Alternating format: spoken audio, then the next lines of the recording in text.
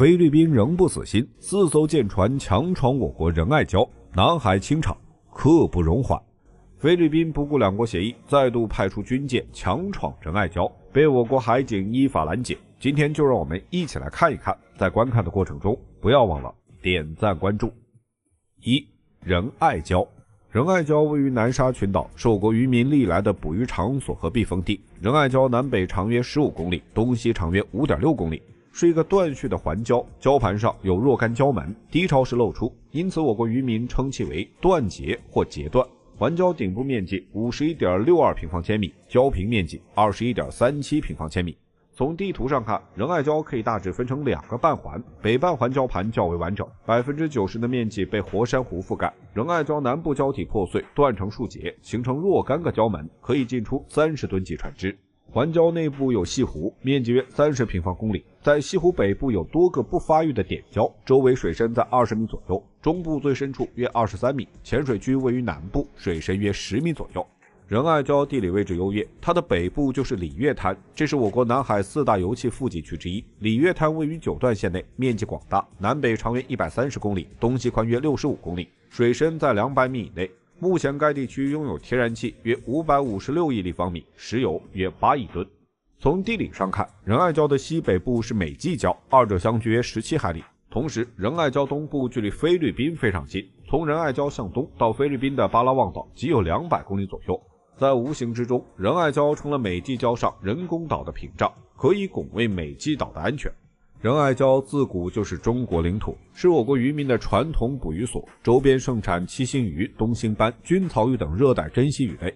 晚清以后，政府对南海管控力度尤为薄弱，南海岛礁多为殖民者侵占。二战后，我国恢复对南海诸岛的主权，并出版了《南海诸岛位置图》，将包括仁爱礁在内的南海诸岛涵盖其中，这得到了美国、苏联等世界大国的一致认同，即官方地图中均对中国南海岛礁详细标注。菲律宾在1998年第2次挑起美济礁事件后，将目光转向了仁爱礁，宣称仁爱礁位于该国沿海大陆架上，对其拥有主权，进而否定我国对仁爱礁的主权事实。1999年，菲律宾趁我国驻南联盟大使馆被北约轰炸，无暇顾及南海，将美国已经退役的马德里山号军舰拖到仁爱礁，谎称搁浅，并借口守护军舰，在这里派了7名士兵进行驻扎看守。2. 菲律宾再度强闯仁爱礁。马德雷山号坐滩之后，菲律宾承诺将其修好拖走，可是20多年过去了，菲律宾言而无信。今年3月5号，菲律宾派出4艘军舰强闯仁爱礁。4艘军舰分别是2艘海警船、2艘运补船。由于菲律宾在坐滩军舰上有人员驻守，因此出于人道主义角度，我国并未阻止菲律宾对其正常的淡水和生活必需品补给，只是禁止其对军舰运送水泥、钢铁等修补性物资。菲律宾此次闯入仁爱礁，遭到我国海警依法阻止。期间，菲律宾军舰故意冲撞我国海警船，菲律宾官方还恶意煽动炒作舆论。这并不是菲律宾第一次强闯仁爱礁。菲律宾现任总统小马克思上台后，菲律宾在南海的政策就发生巨大改变。杜特尔特时期，两国尚能协商，小马克思掌权后不久，就撕毁了与中国的约定，在去年8月派出4艘装满建筑材料的军舰闯入仁爱礁，企图对马德雷山号进行修补，延缓其解体速度，进而延续其对仁爱礁的非法侵占。去年菲律宾骚扰仁爱礁不下14次，且菲方还会邀记者同行，营造其受害者形象，炒作舆论。甚至小马克思否认了菲律宾向中国承诺拖走军舰的协议，并扬言即便是有，也会立刻撤销。自去年下半年以来，菲律宾在南海的行动愈加频繁，而且在今年春节期间也多次组织军舰侵闯南海，这其中就包括黄岩岛。黄岩岛位于中沙群岛，是中沙群岛唯一露出水面的岛屿。该岛扼守南海东部进出门户，离菲律宾吕宋岛西岸的距离约为230千米，是南海岛礁中距离菲律宾最近的一个。黄岩岛礁盘面积约150平方公里，水深一般在 0.5 至3米，其东南部有礁门连通外海与西湖，可通过中型渔船和小型舰艇。侵占黄岩岛大概率是因为补给仁爱礁军舰不成，企图借黄岩岛分散我国注意力。除此以外，菲律宾近期还与越南等与中国存在南海主权争端的国家加强了联系，展开所谓海上合作。 3. 仁爱礁为南海问题敲响警钟。菲律宾多次强闯仁爱礁已经表明，坐滩军舰再不处理不是长久之计，或拖或围，必须早日解决。菲律宾在南海问题上步步紧逼，背后跑不了美国的挑动，二者一拍即合。在菲律宾看来，那艘破船继续存在，菲律宾就有可能加强对仁爱礁的控制，同时这也暗合了美国搅动南海的心思，算是又给了一个投名状。对美国来说，中菲在仁爱礁的冲突越激烈，越方便美国做隔岸观火，渔翁得利。而且在南海问题上，东盟国家并不是铁板一块，美国还可借此游说离间东盟国家，加强在东南亚的影响力，掌控亚太地区。此外，菲律宾向美国新开了4个军事基地，又在2月6号下令增兵巴丹群岛，更加方便美国监控南海和台海。菲律宾形势越来越不理智，如果因此导致南海局势升级，美国横插一脚，那么就能暂时转移大陆对台海的注意力，减轻台湾压力。而美国在此期间付出的代价是可控的，不得不说其心可诛。距台湾省仅142公里，被中国海警合围的巴丹群岛究竟属于谁？菲律宾对我国南海有着不小的野心，一直都在试图侵占南沙群岛。其实菲律宾自身也存在不少漏洞，也涉及领土主权纷争，所以我们别只盯着仁爱礁，在菲律宾还有一处要地原本也属于中国，也就是巴丹群岛。今天就让我们来了解一下，观看中不要忘记点赞关注。1、巴丹群岛的基本情况。巴丹群岛地处台湾省以南与菲律宾之间的海域，由伊巴亚特岛、巴丹岛和沙滩岛3大主要岛屿构成稳固的三角格局，此外还有下洋岛、听卢岛等共计50余座岛屿。群岛最北端的雅米岛与台湾岛隔80海峡相望，距离约为142公里，而与台湾外岛兰屿则仅有99公里之遥，向南则需航行200多公里方可抵达菲律宾的吕宋岛。历史上，巴丹群岛曾是我国领土的一部分，三国至明清时期的诸多文献与史料均有所记载。尤其在明清时期，该群岛被明确纳入台湾的行政管辖之下。经过研究，岛上的原住民与台湾兰屿岛民在语言与文化上同根同源，关系紧密。在多部国际条约中，如1898年的巴黎条约、1900年的华盛顿条约以及1951年的旧金山合约，均未对巴丹群岛的主权归属做出明确界定。然而在1946年，菲律宾非法侵占了巴丹群岛，并将其视为最北端的领土。2、巴丹群岛上埋藏着数不清的宝藏和秘密。巴丹岛的地貌别具一格，形如哑铃，由一片狭窄陆地衔接2座火山。北部屹立着伊拉亚火山，这座活火山高达1009米，气势磅礴。南部则是马塔雷姆火山，其高度约为405米，同样不容小觑。巴丹群岛的战略意义重大，对东亚地区的安全格局与力量平衡有着深远影响。巴丹群岛的形成与火山活动紧密相连，岛上地形崎岖，岩石密布，部分区域则相对平坦，这里常年受到强风的侵袭，自然环境较为恶劣。群岛中的巴丹岛、伊巴亚特岛和沙滩岛是主要的有人居住岛屿，然而这些岛屿也时常受到破坏性台风的威胁，自然条件并不十分宜人。面对严酷的自然环境，巴丹群岛的居民选择用砖石结构建造房屋，以抵御恶劣的天气。他们的主要粮食作物是块根类作物，尤其是红薯，为生活提供了稳定的保障。另外，捕鱼也是岛上居民生活中不可或缺的一部分，海产品丰富多样，为他们的餐桌增添了美味。截至2015年，巴丹群岛的人口已超过18000人，但人口增长相对缓慢。巴丹群岛的居民主要信仰罗马天主教，他们多使用伊瓦坦语进行交流。群岛上的主要城镇包括巴斯克市、伊万纳市、马哈陶市和乌尤干市，这些城镇各具特色，共同构成了群岛的文化与生活中心。巴丹岛西北部的巴斯科镇是群岛唯一的标准化码头，附近还设有一个机场，为居民提供了便捷的交通方式。巴丹群岛地理位置优越，紧邻台湾和巴士海峡，使其成为战略要地。对于中国海军而言，这些岛屿附近的航道是通往太平洋和台湾东部的关键通道，同时它们也可能成为美国海军从关岛前往台湾海峡的必经之路。此外，巴丹群岛还是 APCN 电缆线路的关键节点，这条海底电信电缆系统连接了亚太地区多国，包括中国、日本、韩国等，是全球电信基础设施的重要组成部分。3、巴丹群岛的战略价值。巴士海峡坐落于我国台湾岛与巴丹群岛之间，平均宽度达185公里，其最狭窄之处位于台湾省的小兰屿与巴丹群岛的亚米岛之间，宽度约为96公里。巴士海峡作为连接我国南海与西太平洋的关键水道，其西部紧邻我国南海，东部则延伸至浩瀚的太平洋。美国将巴士海峡视为其第一岛链战略中的核心通道。岛链战略由上世纪50年代的美国国务卿杜勒斯提出，旨在遏制亚欧大陆国家的发展。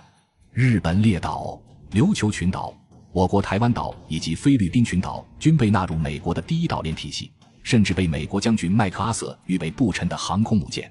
第一岛链上分布着多个重要海峡，它们是西太平洋边缘海通往太平洋的必经之路，包括土嘎拉海峡、大隅海峡、宫古海峡以及巴士海峡。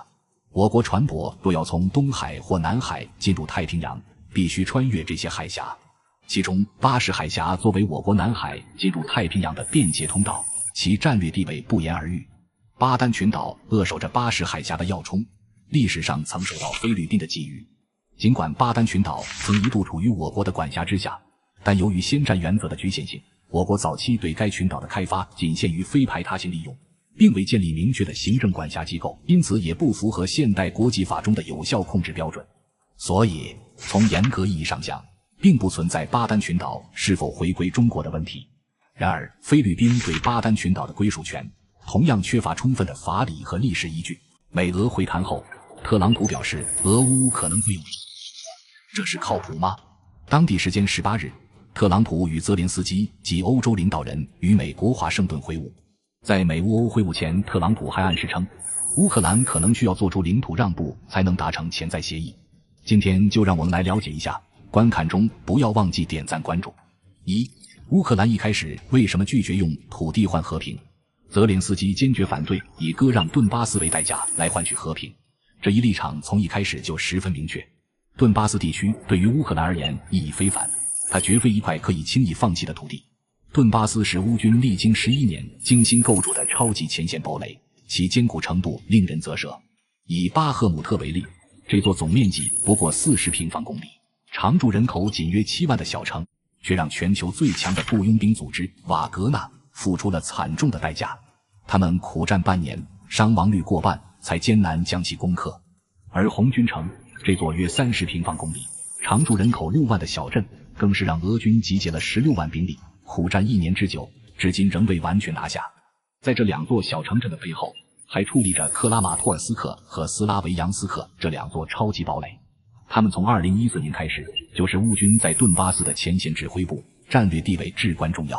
俄军至今连这两座城的城门都未曾摸到，其坚固程度可见一斑。回溯到2014年，俄军吞并克里米亚，顿巴斯战争随之爆发。顿巴斯民兵因实力薄弱，缺乏坦克、装甲车、直升机等重型武器，在乌军国防军的攻势下节节败退。为了扭转战局，瓦格纳雇佣兵加入战斗，同时俄军也抽调了大量坦克、装甲车和重型火炮支援顿巴斯民兵，这才稳住了局势。顿巴斯战争因此陷入了长达8年的对峙。在这8年里，顿巴斯民兵主要占领了顿涅茨克市，而乌军则退守斯拉维扬斯克。斯拉维扬斯克逐渐成为了乌军在顿巴斯的行政和军事中心，而克拉马托尔斯克则与其互为犄角，相互拱卫，形成了坚不可摧的防线。直到2022年，俄军出兵乌克兰，双方鏖战至今3年之久。然而顿巴斯双子城堡垒依然固若金汤，岿然不动。泽连斯基之所以坚决反对割让顿巴斯，正是因为他深知这片土地的重要性。一旦割让，乌东最坚固的防线将落入俄军之手，而俄军一旦占领顿巴斯双子城，其下一次进攻将更加难以阻挡。2. 所谓的领土交换是怎样交换？据报道，俄罗斯提出的俄乌领土互换方案内容如下：俄罗斯目前控制着乌东4州的大部分区域，同时还占据了乌克兰苏梅州、哈尔科夫州及第聂伯罗夫斯克州的部分地带，而俄罗斯打算将所占据的这些零散土地全部归还，以换取乌克兰从包括顿涅茨克和卢甘斯克的顿巴斯地区撤离。俄罗斯还承诺将暂停在乌克兰境内的军事行动及冻结当前战线。相较于之前要求乌克兰从整个乌东4州撤军的方案，此次俄罗斯提出的方案看似更为实际。即便如此，该方案对乌克兰而言仍极不公平。若乌克兰接受此方案，无疑将遭受重大损失。顿巴斯地区是乌克兰人口稠密、工业基础雄厚且矿产资源丰富的宝地。乌克兰控制的顿巴斯地区尚有波克罗夫斯克、斯拉维扬斯克等重要城市屹立不倒。反观俄罗斯占领的哈尔科夫、苏梅等地，不过是些零散的小块土地，人口稀少，资源匮乏，更无大城市可言。从整体上看，俄罗斯提出的领土交换方案对乌克兰而言无疑是一个不折不扣的不平等条约。3. 俄方给俄乌总统会晤降温。在美乌欧会晤后，特朗普称已致电普京，并着手安排其与泽连斯基的双边会晤，此后还将举行美俄乌三方会谈。他强调，对于这场持续近4年的战争而言，这是迈向和平的重要初步成果。而且他还公开表示，乌克兰无法收回克里米亚，也无法加入北约。从目前形势来看，俄军仍在乌东地区不断推进，或许在不久的将来，至关重要的红军城将会易手。倘若乌克兰拒绝俄罗斯的领土交换方案，那么随着时间的推移，俄罗斯未必不会将所有需要交换的领土全部夺取，到那时乌克兰的处境将更加艰难。是否割让顿巴斯将成为俄乌博弈的最难点。但据法新社19日消息，针对俄乌领导人会晤一事，俄罗斯外长拉夫罗夫当天作出回应。他强调，为解决俄乌冲突而举行的两国领导人会晤需做好极为周全的准备。拉夫罗夫还指出，任何涉及乌克兰的和平协议都务必保障俄罗斯的安全。与此同时，泽连斯基在停火是否作为谈判先决条件上态度有所松动。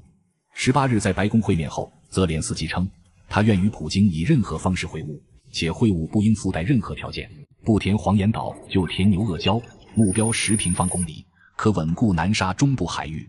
南海上的岛屿众多，虽然牛轭礁并不像中业岛、仁爱礁等出名，但其地理位置非常特殊。九章群礁是南沙群岛中干触礁最多的一组群礁，而牛轭礁却是九章群礁面积最大的干触礁，极具开发价值。除了我国，越南与菲律宾亦对牛轭礁主权存争议，然其已被我国稳稳掌控在手中，成为渔民常驻之港。在南海局势中，吹填牛轭礁的作用有多大呢？今天就让我们来了解一下，观看中不要忘记点赞关注。1. 目前九章群礁的态势。在九章群礁的20余座岛礁中，赤瓜岛、东门岛、西门礁、南门礁以及牛轭礁等关键岛礁均牢牢掌握在我国手中。目前九章群礁内仅设有赤瓜与东门2处驻军基地。赤瓜岛坐落于群礁最西端，而牛轭礁则雄踞于最东侧，加之位于中部的东门岛，三者共同构筑起首尾相连、3点布防的坚固防线。岛上配备了完备的军营、综合楼、码头、直升机停机坪、灯塔以及发电和海水淡化等现代化设施。牛轭礁作为九章群礁中唯一拥有西湖的半圆形环礁，其战略价值不言而喻，更是一个大型渔港，每年吸引着我国多达220艘渔船停靠。中国渔民始终是中国领土主权的坚定捍卫者。对于牛轭礁这种尚未驻军的重要礁盘，渔民们常年在此捕鱼，这无疑是一种极为有效的岛礁控制方式。以往我国对南海的方针是主权在我，搁置争议，共同开发。然而自菲律宾挑起南海仲裁案后，这一方针便不再提及。既然对方不愿共同开发，中国便决定独自进行。吹填哪里、何时种岛，皆由我国自主决定。目前南海还有几处礁盘较大的岛礁有待开发，一个是中沙群岛的黄岩岛，一个是南沙群岛的百礁，还有一个就是牛轭礁了。黄岩岛作为我国的战略王牌，将在关键时刻发挥重要作用。泊礁的礁盘虽然比牛轭礁的还要大，但它目前被越南控制着，在短期内基本无法实现吹填。而牛轭礁无疑是当前最适宜进行吹填的岛礁。2. 牛轭礁和黄岩岛。在我国辽阔的南海海域中，牛轭礁与黄岩岛占据着重要地位。牛轭礁坐落于南沙群岛的中部，是九章群礁的最东端，其礁盘形似牛轭，故而得名。牛轭礁由东西2部分构成，整体成一个锐利的夹角，犹如箭头直指东北。东西断长约 7.5 公里，南北断长约 6.5 公里。礁盘总面积超过10平方公里，是九章群礁环礁的一部分。过去菲律宾曾多次觊觎牛轭礁，但均被我国成功驱离。如今牛轭礁已在我国实际控制之下，成为南海渔民的避风良港，常年有渔船在此停泊。而黄岩岛则位于中沙群岛的最东端，是中沙群岛中唯一露出水面的岛屿。它是一个等腰三角形的大环礁，东西与南北宽度均为15公里，周长大约55公里，面积约150平方公里。黄岩岛设有我国的领海基地，周边还有毗连的经济区，是南海渔民的传统捕鱼区域。3. 牛轭礁的战略价值。实际上，牛轭礁并无丰富的油气资源，也缺乏由鸟类产生的天然肥料，但牛轭礁拥有九章群礁最大的泻湖，内部渔业资源丰富，是我国渔民的传统渔场。所以，牛轭礁的真正价值并不在于其物质资源，而在于其重要的战略地位。从地理布局来看，牛轭礁虽归我国三沙市管辖，但与我国海南岛有1000多公里的距离。相对而言，它与越南金兰湾的距离仅620公里，距菲律宾的巴拉望岛更是只有315公里，离菲律宾首都马尼拉也不过855公里，是我国在南沙的重要战略支点。所以在牛轭礁实施填岛工程，预计可新增陆地10余平方公里，与赤瓜岛形成战略呼应，如同为九章群礁安装了坚固的安全锁。此后，我国南沙中段海域将坚不可摧，外部舰船侵入难度将大幅增加。尽管牛轭礁目前被定义为礁，但自2014年起，我国在南海海域开展了吹沙填岛的工程，随着永暑礁、华阳礁、梅济礁等已从礁变为岛。而且牛轭礁礁盘面积大，是一处天然避风港，比较适合进行吹填工作，工作量相对较小，所以牛轭礁未来也有可能从礁转变为岛，甚至可能还会成为一座导弹基地，对菲律宾和越南形成有效的战略威慑。而且如果能在此礁建立补给基地，为过往船只提供支持，那么牛轭礁将成为连接太平洋、印度洋与亚洲海域的关键节点。未来10年，内蒙古或将消失的6个县，其有你的家乡吗？近年来内蒙古的发展非常的不错，2024年的生产总值26314.6亿元，比上年增长 5.8%。比如包头、呼和浩特以及鄂尔多斯等城市，不仅在内蒙有着很重要的地位，对周边地区内的经济也有所带动。当然，内蒙境内的发展不仅仅体现在这些大城市上，在很多小的地区也有所体现。今天就让我们来了解一下，观看中不要忘记点赞关注。隶属内蒙古自治区呼和浩特市的武川县，位于内蒙古自治区中部，县境东西长约110千米，南北最宽约60千米，总面积4885平方公里，常住人口9.23万。武川县的地形由南至北逐渐低缓，东南西三面环山，山地面积达2296.7平公里，占总面积的 47%。因属中温带大陆性季风气候，年平均降水量360至366毫米之间。另外，武川县的矿产资源蕴藏量丰富，以探明储量并有开采价值的矿藏达28种，有金、铜、铁、煤炭以及锰等矿藏。此县的马铃薯、油麦与肉羊已成为全县的主导产业。武川县在2019年退出了贫困期限的序列，2024年的地区生产总值为69亿元，同比增长 6.5%。武川县是呼和浩特下辖经济强县之一，并且与呼和浩特市新城区、回民区毗邻，从地理区位上看有被社区的基础，其社区也有利于呼和浩特城市的发展。五原县是隶属于内蒙古自治区巴彦淖尔市的辖县，位于内蒙古自治区的西部区域，属中温带大陆性气候，干燥多风，降雨量少，年均降雨量仅有170毫米。五原县南北最长距离约 55.5千米，东西最长距离约82千米，总面积2503平方公里，常住人口有 21.26 万，城镇化率可达 54.19%。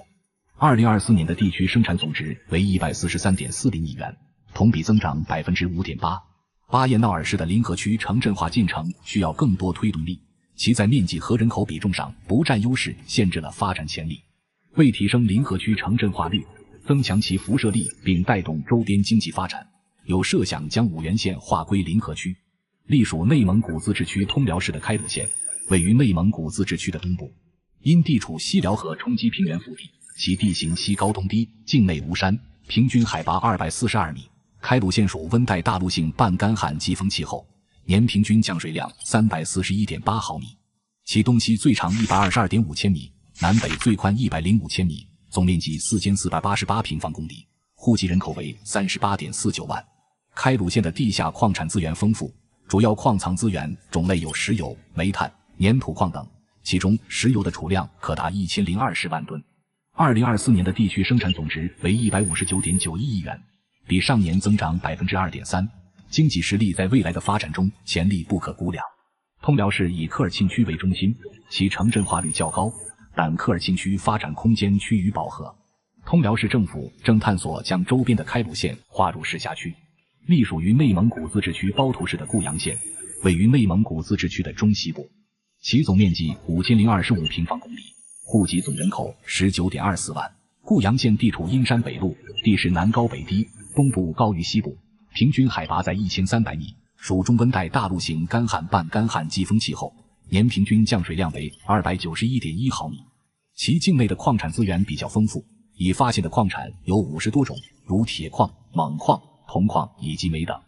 2024年的地区生产总值为123.87亿元，同比增长 9%。固阳县是距离包头市区最近的县之一，随着近些年包头城市的进一步扩大，固阳与包头同城化的趋势比较明显，未来有可能被纳入包头市辖区。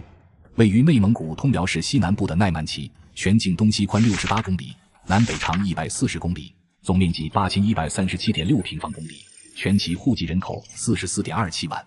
因属北温带大陆性季风气候，年降水量274毫米。奈曼旗的资源丰富，盛产玉米、水稻、葵花、荞麦等20多种无公害粮油产品。目前已探明矿藏20多种，有石灰石、金矿、铜矿以及铁矿等。2024年的地区生产总值为154.96亿元，同比增长 3.4%。有观点认为，奈曼旗未来很有希望撤旗设市。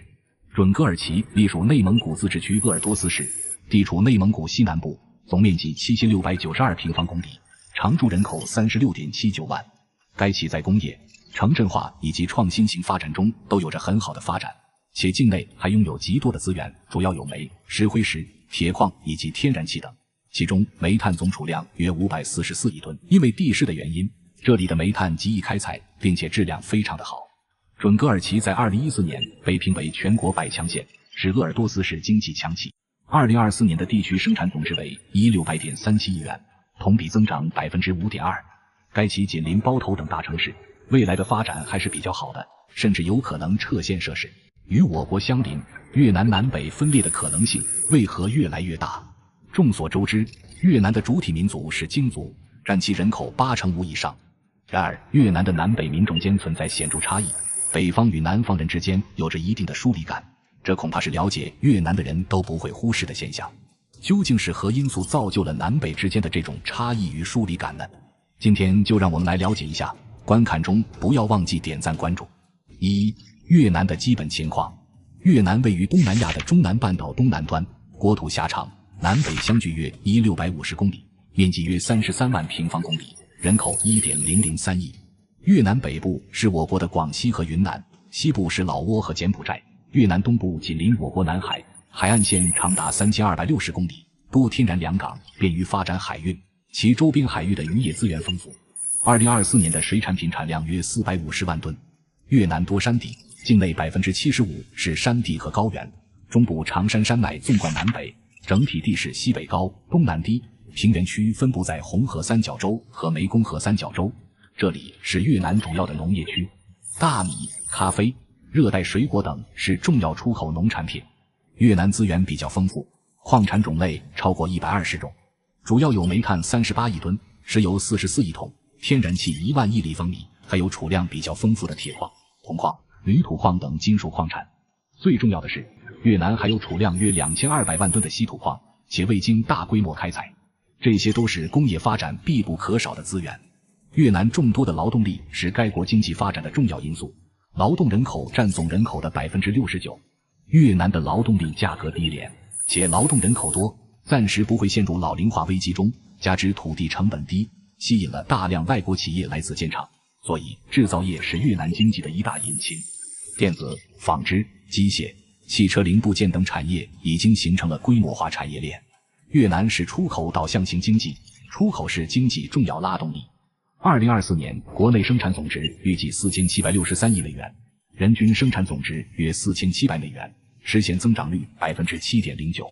2、南越与北越的代表性城市。胡志明市坐落于越南的南部，占地6772.6平方公里，人口高达1360.88万。自1975年越南战争落幕，南北统一以来，这座城市便步入了快速发展的轨道。它不仅拥有四通八达的铁路网络，连接越南的各个角落，更在北郊约6公里处坐落着一座现代化的新山翼国际机场，为旅客提供飞往世界各地的便捷服务。如今，胡志明市的食品与电子产业蓬勃发展，经济实力日益雄厚，为越南贡献了约40%的 GDP， 凸显了其在国家经济中的重要地位。而河内则位于越南的北部，红河三角洲的西北地带，面积3344.7平方公里。这里地势平坦，是冲积平原的理想之地，非常适合农业耕作与居民生活。河内盛产水稻、蔬菜和水果，农业基础坚实，而且机械制造、化工、纺织和食品加工等产业也蓬勃发展。服务业包括旅游、金融和教育等领域同样繁荣， GDP 占比约18%。值得一提的是，河内的一大标志性建筑龙边桥横跨红河两岸，以法式建筑风格著称，全长2290米。这座桥不仅为河内的交通提供了极大的便利，更成为了城市的一道亮丽风景线，见证了河内的发展与变迁。3. 越南南北分歧难以调和的原因。在越南的历史长河中，南越地区长期与西方保持着紧密的经贸联系，特别是在工业革命浪潮席卷全球的上个世纪，南越凭借其优越的港口条件，迎来了贸易的黄金时期。即便在长达10余年的内战中，这一地区的经济活力也未曾完全熄灭。1986年越南启动改革后，南越经济更是如沐春风，迅速复苏并展现出勃勃生机。在美西方资本的推动下，南越的胡志明市迅速崛起为工业重镇，纺织、低端电子产品等行业蓬勃发展。加之港口的得天独厚，南越地区对越南 GDP 的贡献率高达2/3。反观北越，在成功统一国家后，虽掌握了政权，但经济发展却未能与之同步。若能在统一后，针对南北差异制定因地制宜的政策，越南或许能避免再次陷入分裂的危机。然而，真正点燃民众怒火的是财政分配上的不公。南方的企业家和民众常感，他们的辛勤付出并未得到应有的回报，反而有种被掠夺的感觉。而北方的掌权者则时刻警惕，生怕南方在接纳外资的过程中被西方思想侵蚀，动摇社会根基。这种互不信任的氛围在日常生活中随处可见。每当河内出台政策，收紧外资审批时，胡志明市的议会便会公开表示不满。中央政府在关键职位的人事安排上，若明显偏向北方，南方的企业界便会选择将资金转往新加坡，以这种无声的方式表达抗议。至于街头偶尔爆发的骚动，也早已成为人们茶余饭后的谈资。